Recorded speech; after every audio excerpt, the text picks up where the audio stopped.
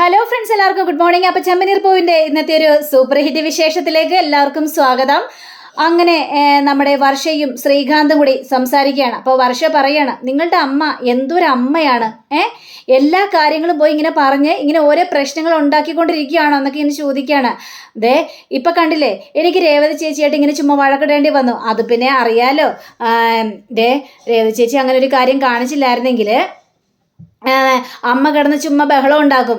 നീയും രേവതി ഏട്ടത്തിയും സംസാരിക്കുന്നത് അമ്മയ്ക്ക് തീരെ ഇഷ്ടമല്ലെന്നേ.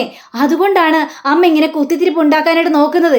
ഇതേപോലൊരു തള്ളകളൊക്കെ ഉണ്ടോ എന്നൊക്കെ ഇങ്ങനെ ചോദിക്കുകയാണ്. എൻ്റെ അമ്മയുടെ സ്വഭാവം ഒരു പ്രത്യേക സ്വഭാവമാണല്ലോ വർഷേ, അത് മനസ്സിലാക്കി നീ ജീവിക്കാൻ പാടില്ല എന്നൊക്കെ ചോദിച്ചപ്പോഴേ, എന്ത് മനസ്സിലാക്കി ജീവിക്കാൻ പാടില്ല എന്ന് ദേ രേവതി ഏട്ടത്തി ഒരു വാക്ക് പറഞ്ഞത് കൊണ്ടാണ് ഞാൻ അവരുടെ മെക്കിട്ട് കയറാൻ നിൽക്കുന്നത്. അല്ലെങ്കിൽ എനിക്ക് നന്നായിട്ട് അവരോട് സംസാരിക്കാനായിട്ട് അറിയാം. അത് കഴിഞ്ഞപ്പോഴേ വർഷ നീ ഒന്നും മിണ്ടാതിരിക്കേ. എന്ത് മിണ്ടാതിരിക്കാനാണത്? എനിക്ക് ഈ കള്ളത്തരം പറഞ്ഞിട്ടേ എനിക്കാകെ കാലി വരുന്നുണ്ട്. എന്ത് കാര്യമാണെങ്കിലും എനിക്ക് മുഖത്ത് നോക്കി പറയണം, അതാണ് എനിക്കിഷ്ടം. എങ്കിൽ നീ ഒരു കാര്യം ചെയ്യും, നീ നിൻ്റെ അമ്മയെ വിളിക്ക്. നിൻ്റെ അമ്മയല്ലേ ഏട്ടത്തിയെ പിടിച്ചു നിർത്തിയിട്ട് ഓരോ കാര്യങ്ങൾ സംസാരിച്ചത്. ഞാൻ പറയുന്നുണ്ട്, എനിക്ക് ആരുടെ മുഖത്ത് നോക്കിയൊന്നും പറയണേന് യാതൊരു കുഴപ്പമില്ല എന്നും പറഞ്ഞുകൊണ്ട് വർഷയുടെ അമ്മയെ വിളിക്കുകയാണ്. അപ്പോൾ അയ്യോ വർഷയാണല്ലോ വിളിക്കുന്നതെന്ന് പറഞ്ഞുകൊണ്ട് ഈ വർഷയുടെ അമ്മയാണെങ്കിൽ ഫോൺ എടുക്കുകയാണ്. എന്താ മോളെ വർഷേ, നിനക്ക് സുഖമാണോ എന്നൊക്കെ ചോദിച്ചപ്പോഴേക്കും എനിക്ക് പരമസുഖമാണ്. അതെ, നമ്മളെ റിലേറ്റീവിൽ ഒരു ആളില്ലേ, ഒരു സൈക്കാട്രിസ്റ്റ് ഉണ്ടല്ലോ. എന്താ മോളെ? എങ്കിലേ അവർക്കൊരു അപ്പോയിൻമെൻ്റ് എടുക്കണം. എന്താ മോളെ കാര്യം? എന്താ കാര്യമെന്നോ പറഞ്ഞാൽ എന്താ കാര്യമെന്ന്? അതെ, എന്താ മോളെ, മോൾക്ക് സുഖമില്ലേ? എനിക്കല്ല സുഖമില്ലാത്തത്, നിങ്ങൾക്കാണ് വട്ട്. എന്താണ് നീ പറഞ്ഞത്? എനിക്ക് വട്ടാണെന്നോ? അതെ, നിങ്ങൾക്ക് മുഴുത്ത ഭ്രാന്താണ്. ഒരു അമ്മയുടെ മുഖത്ത് നോക്കി അടയാണ് നീ ഇങ്ങനെയൊക്കെ പറയുന്നത്. അമ്മയുടെ മുഖത്ത് നോക്കി നിങ്ങളോട് പിന്നെ എങ്ങനെയാണ് സംസാരിക്കേണ്ടത് എന്നൊക്കെ എന്നെ ചോദിക്കണതേ. അനാവശ്യം പറയാൻ നിൽക്കരുത് കേട്ടോ. രേവതി ഏട്ടത്തി ഇന്ന് വഴി പിടിച്ചു നിർത്തി നിങ്ങൾ എന്തൊക്കെയാണ് സംസാരിച്ചത്? എന്നെക്കുറിച്ചും രേവതി ഏട്ടത്തിയെ കുറിച്ചൊക്കെ എന്താ പറഞ്ഞതെന്ന്? അപ്പൊ അതാണ് കാര്യം. അപ്പൊ രേവതി നിന്റെ ചെവിയിൽ എത്തിക്കും. രേവതി ഏട്ടത്തി ഒരു തെറ്റും ചെയ്തിട്ടില്ല. അപ്പൊ പിന്നെ രേവതി ചേച്ചി എത്തിച്ചെന്ന് വിചാരിച്ച് യാതൊരു കുഴപ്പവും സംഭവിക്കാനായിട്ട് പോകുന്നില്ല. എടി, നിന്നെ വഴി തെറ്റിക്കണമെന്നും പറഞ്ഞുകൊണ്ട് എൻ്റെ അടുത്ത് പരാതിയായിട്ട് വന്നത് നിന്റെ അമ്മായിയമ്മയാണ്. ആ അമ്മായിയമ്മയോട് പോയി ചോദിക്കും നീ ആദ്യം. നീയും രേവതിയും തമ്മിൽ ഒന്നിക്കാൻ പാടില്ല, നിന്നെ വഷളാക്കിക്കൊണ്ടിരിക്കുകയാണ് രേവതി എന്നൊക്കെ എന്നോട് പറഞ്ഞത്. അപ്പോൾ നീ ഒന്ന് ആലോചിച്ച് നോക്കിക്കണ്ടേ എന്ന് സംസാരിച്ച് കഴിഞ്ഞപ്പോഴേക്കും എനിക്കൊന്നും ആലോചിക്കാനില്ല. ഇനി മേലാൾ ഇത്തരത്തിലുള്ള വർത്തമാനം കൊണ്ട് നിങ്ങൾ വന്നു പോകരുത്. ഇത് എൻ്റെ കുടുംബമാണ്. ഇപ്പോൾ ഞാൻ ആരാണെന്നറിയാമോ? വർഷ ശ്രീകാന്താണ്, അല്ലാതെ നിങ്ങളുടെ ഭർത്താവിൻ്റെ പേരല്ല എൻ്റെ പേരിൻ്റെ മുന്നിൽ. മനസ്സിലായല്ലോ? എടി നീ എന്ത് ധിക്കാരോടി നീ പറയുന്നത്? അതെ, ധിക്കാരം തന്നെ ഞാൻ പറയുന്നത്. അങ്ങനെ പറഞ്ഞല്ലേ മതിയാവുള്ളൂ. ഇനി മേലാൽ ഈ കുടുംബത്തിൽ കയറി ഇടപെടാൻ വരരുത് നിങ്ങൾ എന്ന് പറഞ്ഞിട്ട് ഫോൺ കട്ടാക്കുകയാണ്. ശ്രീകാന്ത് ആണെങ്കിൽ പേടിച്ചു പോയി. കേട്ടല്ലോ, ഞാൻ എൻ്റെ അമ്മയോട് പറഞ്ഞത് കേട്ടല്ലോ. ഇനി ഒരു കാര്യം ചെയ് ശ്രീകാന്ത് അമ്മയോട് ഞാൻ പറഞ്ഞതുപോലെ തന്നെ പറ. അയ്യോ വർഷേ, അത് വേണോ? അപ്പോൾ ദൈവമേ, പണി പാളിയല്ലോ. എന്താ ശ്രീകാന്തേ, നിങ്ങളുടെ അമ്മയുടെ മുഖത്ത് നോക്കി ഇങ്ങനെയൊന്നും പറയാനായിട്ട് പറ്റില്ലല്ലേ? നിങ്ങൾ പറയില്ല, എനിക്കറിയാം നിങ്ങൾക്ക് അതിനെക്കൊണ്ട് കഴിവില്ലെന്ന്. ആരായാലും എന്ത് കാര്യമാണെങ്കിലും അവരുടെ മുഖത്ത് നോക്കി സംസാരിക്കണം, അതാണ് ആണത്വം എന്നൊക്കെ ഇങ്ങനെ പറയണം. വർഷ നീ ഇങ്ങനെയൊന്നും പറയില്ലേ വർഷേ എന്ന് ശ്രീകാന്ത് അങ്ങനെ സംസാരിക്കാം. അങ്ങനെ പിന്നീട് കാണിക്കുന്നത് നമ്മുടെ ഈ സച്ചിയാണ്. അപ്പോൾ സച്ചി ഒരാളെയും കയറ്റി ഇങ്ങനെ വണ്ടിയിൽ ഇങ്ങനെ പോയിക്കൊണ്ടിരിക്കുക. അപ്പോൾ അയാളൊക്കെ ആണെങ്കിൽ ഭയങ്കര ടെൻഷൻ. അപ്പോൾ അയാൾ ചോദിക്കുകയാണ്, ട്രാഫിക്കൊന്നും ഉണ്ടാവില്ലല്ലേ? ഈ സമയത്ത് ട്രാഫിക്കൊന്നും ഉണ്ടാവില്ല സാറേ. അല്ല സാറ് കല്യാണത്തിന് വല്ലതും പോവാണോ? അല്ല, ഞാനൊരു പെണ്ണ് കാണാൻ വേണ്ടി പോവാണ്. കൊള്ളാലോ. പക്ഷേ ഞാൻ കയറിയപ്പോൾ മുതൽ ശ്രദ്ധിക്കുകയാണ്, സാറിൻ്റെ മുഖത്തൊരു ടെൻഷൻ ഉണ്ടല്ലോ സാറേ. എന്താ പറ്റിയത് എന്ന് ചോദിച്ചു കഴിഞ്ഞപ്പോഴേക്കും അതെ, എനിക്ക് ഈ കല്യാണത്തിനോടൊന്നും വലിയ താല്പര്യമൊന്നും ഉണ്ടായിട്ടില്ല. എനിക്ക് ഫ്രീഡം വേണോടോ. ഈ കല്യാണം കഴിച്ചു കഴിഞ്ഞിട്ടുണ്ടെങ്കിൽ ഈ ഫ്രീഡം ഒക്കെ നഷ്ടപ്പെടുമെന്ന് എനിക്കൊരു തോന്നല്. താൻ കല്യാണം കഴിച്ചാണോ? ഞാൻ കല്യാണം കഴിച്ചാണ്. എന്നിട്ട് തൻ്റെ കുടുംബജീവിതം എങ്ങനെ പോകുന്നു? എൻ്റെ കുടുംബജീവിതം സന്തോഷകരമായി പോകുന്നു. അപ്പോൾ കല്യാണം കഴിച്ചാൽ കുഴപ്പമില്ലെന്നാണോ പറയുന്നത്? അയ്യോ സാറേ, എനിക്കതൊന്നും പറയാനായിട്ട് പറ്റില്ല. ഓരോ രീതിയിലും ആണല്ലോ കല്യാണം ഇങ്ങനെ നടന്നുകൊണ്ടിരിക്കുന്നത്. എടോ എനിക്കാണെങ്കിലേ ആകെ പേടി തോന്നുടോ. എടോ എനിക്ക് 10-35 വയസ്സായി. എനിക്ക് കല്യാണം കഴിക്കണം താല്പര്യം ഉണ്ടായിരുന്നില്ല. ഞാൻ അങ്ങനെ ഇവർ പറയുമ്പോൾ ഓരോ കാര്യങ്ങളും പറഞ്ഞുകൊണ്ട് ഒഴിഞ്ഞു മാറിക്കൊണ്ടിരുന്നേച്ചു. പക്ഷേ ഇപ്പതേ വീട്ടുകാർ വിടുന്നില്ല. എത്രയും പെട്ടെന്ന് ഒരു കല്യാണം കഴിക്കണമെന്ന്. ഞാനൊരു പെട്ടുപോയൊരവസ്ഥയിലാണോ നിൽക്കുന്നത്. അതുകൊണ്ടാണ് ഞാൻ ഒറ്റക്ക് വന്നത്. എന്ത് ചെയ്യണമെന്ന് എനിക്കറിയാൻ പാടാത്തൊരവസ്ഥയിലാണ് സാറേ. അതെ, ഞാനും ഇതേപോലെ ആയിരുന്നു സാറേ. എനിക്ക് കല്യാണം വേണ്ട വേണ്ട എന്ന് പറഞ്ഞുകൊണ്ട് നടക്കുമായിരുന്നു. അങ്ങനെ ഇരിക്കെ ഞാനൊരു കല്യാണം കൂടാൻ പോയതാ. ആ സമയത്ത് ആ കല്യാണ പെണ്ണ് എൻ്റെ തലയിലായി സാറേ.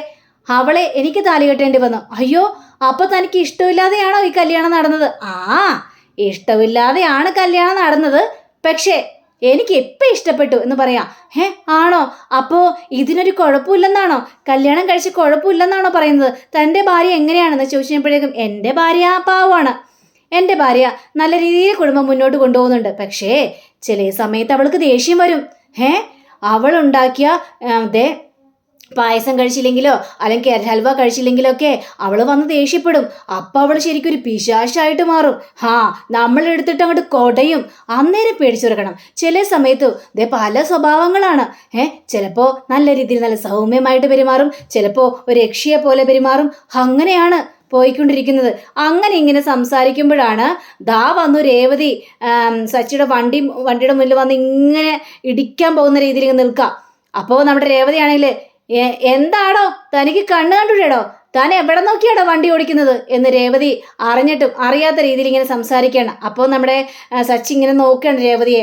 അപ്പോൾ ഇയാളാണെങ്കിൽ ആരത്? ആ പെണ്ണ് വന്ന് നമ്മൾ ഇടിച്ചല്ലോ. സാർ ഇവിടെ നിൽക്ക്, ഇതൊരു വള്ളിക്കെട്ടാണ്, ഞാൻ ഏതായാലും പോയി നോക്കാം എന്ന് പറഞ്ഞുകൊണ്ട് സച്ചി വണ്ടിയിൽ നിന്ന് ഇറങ്ങണം. നിനക്കാണടി കണ്ണ് കാണാത്തത്? നീ അല്ലടി എൻ്റെ വണ്ടി വന്ന് ഇടിച്ചത്. എൻ്റെ വണ്ടി വന്ന് ഇടിച്ചിട്ട് ഞാനാണ് വണ്ടി വന്ന് ഇടിച്ചെന്നോ? തോന്നിയ ദിവസം പറയുന്ന നിൽക്കുന്നത്. നീ ആടി തോന്നിയ ദിവസം പറയുന്നത്. കണ്ടോ എൻ്റെ വണ്ടിയിൽ സ്ക്രാച്ച് വീണെന്നോ? എൻ്റെ സ്കൂട്ടറിൽ സ്ക്രാച്ച് വീണു. മര്യാദക്ക് സംസാരിക്കണം. മര്യാദക്ക് നീയും സംസാരിക്കണം. നിന്റെ ഭർത്താവേ നല്ല രീതിയിൽ കൊണ്ടുപോകാത്തതുകൊണ്ടാ നീ ഇങ്ങനെ കിടന്ന് സംസാരിക്കുന്നത്. നിങ്ങളുടെ ഭാര്യയും നിങ്ങളെ നല്ല രീതിയിൽ കൊണ്ടുപോകാത്തതുകൊണ്ടാ നീ ഇങ്ങനെ സംസാരിക്കുന്നത്. എൻ്റെ ഭർത്താവിനെ കുറിച്ച് പറയുന്നു. എടി എൻ്റെ വണ്ടി വന്ന് ഇടിച്ചു. എൻ്റെ ഭാര്യ കഷ്ടപ്പെട്ടുണ്ടാക്കിയ വണ്ടിയാടി ഇത്. അതേപോലെ തന്നെ എൻ്റെ ഭർത്താവ് എനിക്ക് സന്തോഷത്തോടെ മേടിച്ചെന്ന വണ്ടിയാണോ ഇത്? എന്നിട്ട് താൻ വന്ന് ഇടിച്ചല്ലേ എന്നൊക്കെ പറഞ്ഞുകൊണ്ട് ഇവർ കിടന്ന് ഭയങ്കര തിരക്കാം. അപ്പോൾ വണ്ടിയിൽ നിന്ന് ഇയാൾ ഇറങ്ങുക. അപ്പോൾ വഴിയെന്ന് വെച്ചാൽ രണ്ടുപേരും എന്ന് പറയണം, എടോ ഞാൻ കണ്ടല്ലോ താനാണ് ഈ പെങ്കൊച്ചിൻ്റെ വണ്ടി വന്ന് ഇടിച്ചത്, എന്നിട്ട് തോന്നിയ ദിവസം പറയുന്നാടാ എന്നൊക്കെ. മര്യാദയ്ക്ക് പൈസ കൊടുത്തോ, അല്ലെങ്കിൽ തന്നെ പോലീസ് പിടിച്ച് ഏൽപ്പിക്കോടാ. ഇതൊക്കെ കേട്ടുകഴിഞ്ഞപ്പോൾ രേവതി മേടിച്ചു. രേവതിയാണെങ്കിൽ എടോ ഞങ്ങളുടെ കാര്യത്തിൽ ഇടപെടാൻ വരാനായിട്ട് താൻ ആരാടോ? ഈ ഇയാളെയും കണ്ട് എടാപോടാന്ന് വിളിച്ചു കഴിഞ്ഞാൽ അയ്യോ പെങ്ങൾക്ക് സപ്പോർട്ട് ചെയ്തുകൊണ്ടല്ലേ വന്നത്, എന്നിട്ട് ഞങ്ങളെ കുറ്റം പറയാണോ?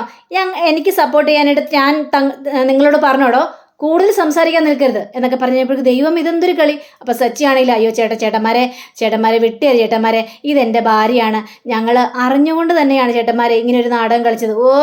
ഭാര്യയും ഭർത്താവിൻ്റെ കളിയൊക്കെ അങ്ങ് വീട്ടിൽ മതി, ഇവിടെ വേണ്ട, ഇത് നടറോഡാണ്, മനസ്സിലായോ എന്ന് പറഞ്ഞുകൊണ്ട് ഇങ്ങനെ പോവാം. അപ്പോഴേക്കും ഈ വണ്ടിയിൽ നിന്ന് ഇറങ്ങിയ ആള് പറയണ, ചേട്ടാ ഈ സ്ത്രീയാണോ ചേട്ടൻ പറഞ്ഞത് യക്ഷിയാണെന്നൊക്കെ? അല്ലേ, ചില സമയത്ത് സ്വഭാവമൊക്കെ മാറി ചുടലയക്ഷിയെ പോലെ നിൽക്കുമെന്ന് അല്ലേ? അപ്പൊ ഇത് കേട്ട രേവതി എന്നെ കുറിച്ച് എന്താ പറഞ്ഞത്? ഓഹോ, അത് ശരി. അപ്പൊ എന്നെക്കുറിച്ച് നിങ്ങൾ ഇങ്ങനെയല്ല സംസാരിച്ചില്ല. അയ്യോ രേവതി, ഇവിടെ ഒന്നും മിണ്ടാതിരിക്കടോ. ചേട്ടാ ഞാനാകെ പേടിച്ചു പോയിട്ട് ചേട്ടാ. നിങ്ങൾ വീട്ടിലേക്ക് വാട്ടാ, നിങ്ങളുടെ മനസ്സിലിരിപ്പൊക്കെ എനിക്ക് മനസ്സിലായി, നിങ്ങൾ വീട്ടിലേക്ക് വാട്ടോ എന്നൊക്കെ പറഞ്ഞുകൊണ്ട് നമ്മുടെ രേവതി വണ്ടി എടുത്തോണ്ട് പോവാ. അപ്പൊ സച്ചി ആണെങ്കിൽ തനിക്ക് സമാധാനമായല്ലോ, തന്നോട് പറഞ്ഞല്ല, തന്നോട് ആര് പറഞ്ഞോടോ ഇങ്ങനെ പറയാനായിട്ട്? അത് പിന്നെ ചേട്ടൻ പറഞ്ഞ കാര്യങ്ങളല്ലേ ഞാൻ പറഞ്ഞത്. ചേട്ടാ അപ്പം ഞാൻ കല്യാണം കഴിക്കണോ വേണ്ടയോ? താൻ എന്താന്ന് വെച്ച് ചെയ്യേ, എൻ്റെ ജീവിതത്തിനൊരു തീരുമാനം, ഈ കല്യാണം നടക്കണോടോ, എന്നാലേ തനിക്ക് ഞാൻ അനുഭവിക്കുന്ന വേദന തനിക്കിപ്പോൾ മനസ്സിലാകത്തുള്ളൂ കേട്ടോ എന്ന് പറഞ്ഞുകൊണ്ട് സച്ചി പോവാ. സച്ചി പോയി കഴിഞ്ഞപ്പോഴേക്ക് പിന്നീട് കാണിക്കുന്നത് നമ്മൾ ശ്രുതിയാണ്. അപ്പം ശ്രുതി അമ്മയ്ക്ക് വേണ്ടി ഒരു ഹോം നേഴ്സിനെ കൊണ്ടുവന്നിരിക്കുകയാണ്. അമ്മയുടെ കാര്യങ്ങൾ കറക്റ്റായിട്ട് നോക്കണമെന്ന് പറയുക. നിനക്കുള്ള ശമ്പളം കറക്റ്റായിട്ട് അക്കൗണ്ടിലേക്ക് എത്തുകയും ചെയ്യും, അതിന് യാതൊരു സംശയമില്ല. അതൊക്കെ ഞാൻ നോക്കിക്കോളാം ശ്രുതി ചേച്ചി, അമ്മയുടെ കാര്യം ഞാൻ കറക്റ്റായിട്ട് നോക്കാം. അപ്പോൾ കൊച്ചു പറയാണ്, അമ്മമ്മയുടെ കാര്യം ഞാൻ നോക്കിക്കോളാം ആൻറ്റി എന്തിനാ ഈ ചേച്ചി വന്നത്? ഞാൻ അമ്മമ്മയുടെ കാര്യങ്ങളെല്ലാം നോക്കിക്കോളാം. അപ്പോൾ ഈ ചേച്ചി പറയാണ്, അയ്യോ മോനെ, അമ്മമ്മയുടെ കാര്യങ്ങൾ മുഴുവൻ നോക്കാനായിട്ട് പറ്റുമോ? ആ പറ്റും.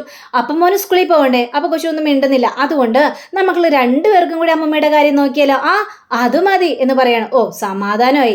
അപ്പോഴേക്ക് ഹോം നേഴ്സ് അങ്ങോട്ട് പോവാ.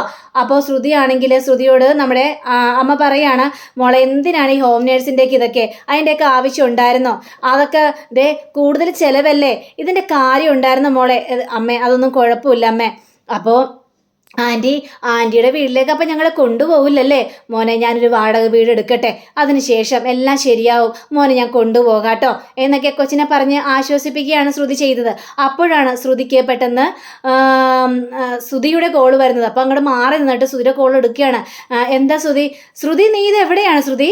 എത്ര നേരമോ ഇത്ര നേരം ഞാൻ കാത്തിരിക്കുന്നത്, നീ എവിടെയാണെന്നൊക്കെ ചോദിച്ചപ്പോഴേക്കും അത് പിന്നെ ശ്രുതി ഞാനേ മീരയോടൊപ്പം വന്നതാണ്. അത് മീരയോടൊപ്പം?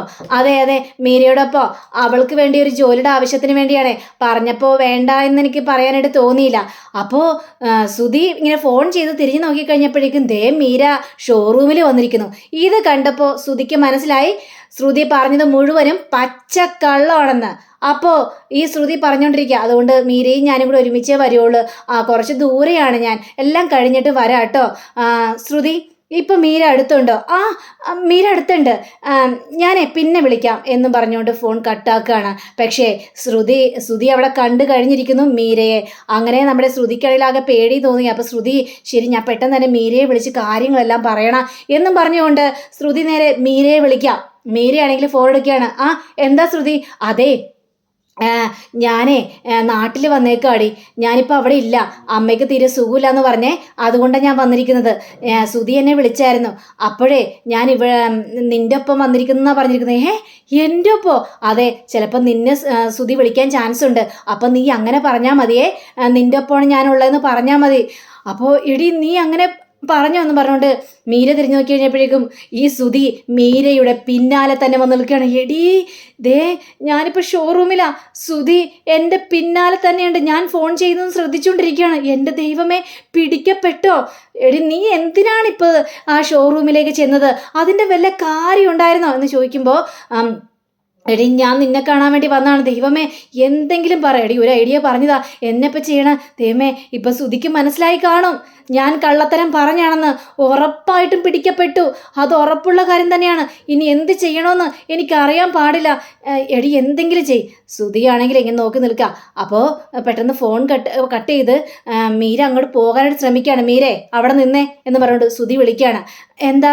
അല്ല നീ എന്താ ശ്രുതിയോടൊപ്പം അല്ലേ? ശ്രുതി എവിടെ? എനിക്കറിയില്ല, ശ്രുതി എവിടെ അങ്ങോട്ട് പോയേക്കുമല്ലേ? നിൻ്റെ ഒപ്പമാണെന്നാണല്ലോ ശ്രുതി പറഞ്ഞത്. എൻ്റെ ഒപ്പോ? എൻ്റെ ഒപ്പം ഒന്നല്ല, ചിലപ്പോൾ വേറെ മീരയോടൊപ്പം. വേറെ മീരയോ? അതെ, ചിലപ്പോൾ ക്ലയൻറ്റ് മീരയോടൊപ്പം ആയിരിക്കും, എൻ്റെ ഒപ്പം അല്ല, ഞാൻ പോട്ടെ എന്ന് പറഞ്ഞുകൊണ്ട് മീര അവിടെ നിന്ന് പോവുകയാണ്. പിന്നീട് കാണിക്കുന്നത് നമ്മുടെ രേവതിയാണ്. അപ്പം രേവതിയാണെങ്കിൽ റൂമെല്ലാം അടിച്ച് തുടച്ച് വൃത്തിയാക്കുക. ആ സമയത്താണ് സച്ചി കയറി വരുന്നത്. രേവതിയെ കണ്ടു കഴിഞ്ഞപ്പോഴേക്ക് സച്ചിക്ക് ഒരു പേടി. രേവതി മോളെ എന്ന് വിളിച്ചുകൊണ്ട് ഓടി ചെല്ലുക. മിണ്ടി പോകരുത് നിങ്ങൾ എന്തൊക്കെയാ പറഞ്ഞത്? ഞാൻ യക്ഷിയാണ്, ഞാൻ അഹങ്കാരിയാണ്, ഞാൻ ഒച്ചയെടുക്കും എന്നൊക്കെ നാട്ടുകാരോട് മുഴുവനും പറഞ്ഞുകൊണ്ടിരിക്കുകയാണല്ലേ രേവതി. അത് പിന്നെ ദേ ക്ലയൻറ്റിനെ ആശ്വസിപ്പിക്കാൻ വേണ്ടിയല്ലേ, എന്നാലേ ഈ കസ്റ്റമറൊക്കെ കയറുള്ളേ, അതുകൊണ്ടാണ്. ഓഹോ അത് ശരി, നിങ്ങളുടെ വണ്ടിയിൽ ആൾക്കാർ കയറാൻ വേണ്ടി എന്നെ നിങ്ങൾ ഇങ്ങനെ കുറ്റപ്പെടുത്തിക്കൊണ്ടിരിക്കണം. അപ്പോൾ ഇതാണ് നിങ്ങളുടെ സ്ഥിരം ജോലി, നിങ്ങളെ ഞാനുണ്ടല്ലോ എന്നും പറഞ്ഞുകൊണ്ട് സച്ചിയുടെ കൈ പിടിച്ചങ്ങോട്ട് ഒടിക്കുകയാണ്. അപ്പോൾ അങ്ങനെയും കാണിച്ചുകൊണ്ടാണ് നമ്മുടെ ഇന്നത്തെ റിവ്യൂടെ അവസാനിച്ചിരിക്കുന്നത്. അടുത്ത റിവ്യൂവിനെ കാത്തിരിക്കുക. സബ്സ്ക്രൈബ് ചെയ്യുക. എല്ലാവർക്കും നല്ലൊരു ദിനം ആശംസിച്ചുകൊണ്ട് തന്നെ നമസ്കാരം. Thank you. ബൈ.